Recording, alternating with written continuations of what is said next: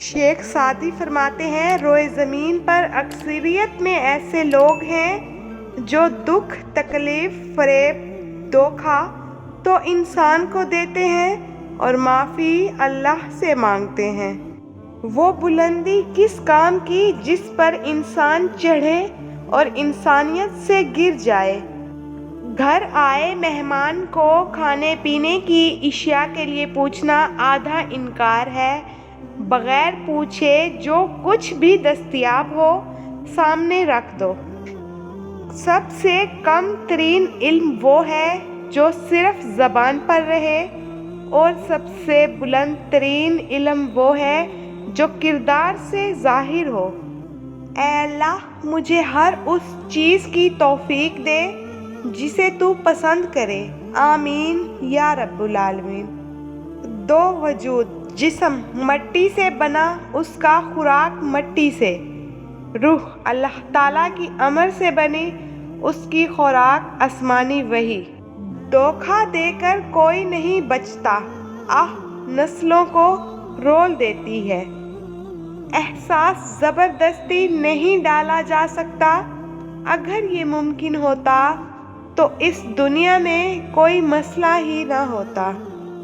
اہمیت ہمیشہ الفاظ کی ہوتی ہے، مگر اثر ہمیشہ لہجوں کا ہوتا ہے۔ اگر اونچائی حاصل کرنا چاہتے ہو تو باز بنو، دھوکے باز نہیں۔ مجھے پسند ہیں وہ لوگ جو اپنے آپ میں مگن رہتے ہیں، سازشیں نہیں کرتے، نفرتیں نہیں پھیلاتے، بس اپنی دنیا میں خوش اور مطمئن رہتے ہیں۔ وقت ایسا پرندہ ہے جو ایک بار اڑ جائے تو کبھی بھی مڑ کر واپس نہیں آتا۔ سچے دوست خوشیوں میں زینت اور پریشانیوں میں ہمیشہ سہارا ہوتے ہیں۔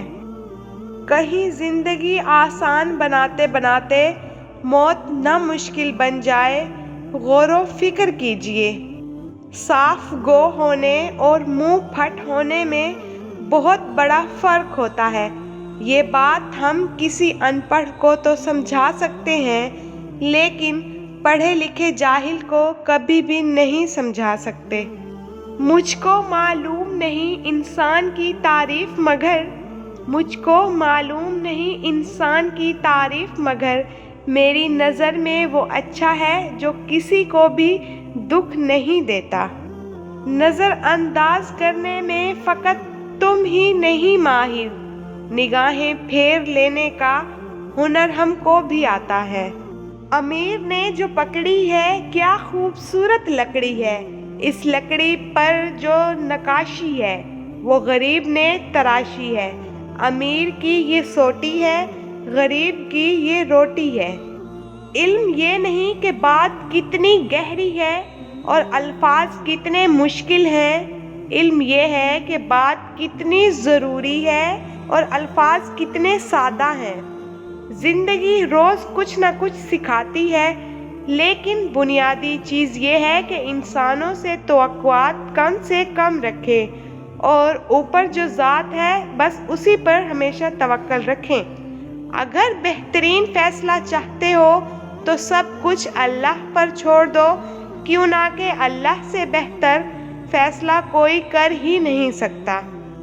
زندگی کی سچائی کو سمجھنا بہت مشکل نہیں ہے۔ جس ترازو میں دوسروں کو تولتے ہیں، کبھی خود بھی اس میں بیٹھ کر دیکھیے۔ کسی کی غلطیاں دل میں رکھنے کی بجائے درگزر کرو، کیوں نہ کہ تم بھی اپنے پروردگار سے یہی امید رکھتے ہو۔